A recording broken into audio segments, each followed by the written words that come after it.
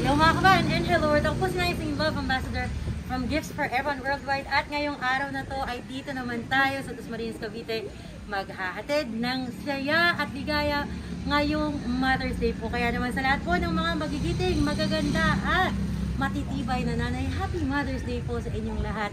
Ako po si Nais, inyong Love Ambassador from Gifts for Everyone. At dahil nandito ako sa Dasmariñas, hahanapin ko si Nanay Agring dahil ang kanyang mga anak, o mga anak nga ba to? Tama ba ako? O ang mga sumusunod ng mga tao, si Sir Reggie Borja, Ma'am Rizel Lubong, Ma'am Renny Rose Obispo, at si Sir Ronel De Lima na mga taga Chula Vista, California, ay gusto po kayong batiin Nanay Agring ng Happy Mother's Day, Mama! Kaya naman po, nandito po ang team ng Gifts for Everyone para ihatid ang mga regalong to. Celebrate ang special na araw po ninyo.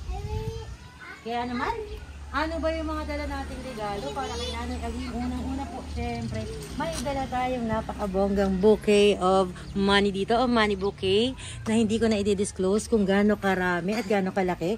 May dala rin po tayong pansit, may dala rin tayong Chicken Joy, andyan sa likod, at syempre, may Mother's Day cake at mensahe ng pagmamahal, dyan po sa kanyang greeting card. Pero hindi pwedeng masaya agad, dapat may pakunti muna tayong kurot ng nervyos para kay Nanay Agring. Ano ba ang ating prank? Ako po ay pinapunta dito para po sa kanyang mga in-order na items sa Facebook. Ngayon, kailangan ko po siyang singilin ng 3,000 pesos para po makuha niya yung mga in-order niya.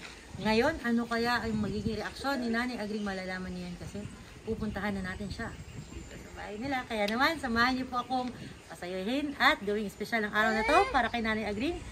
Let's go!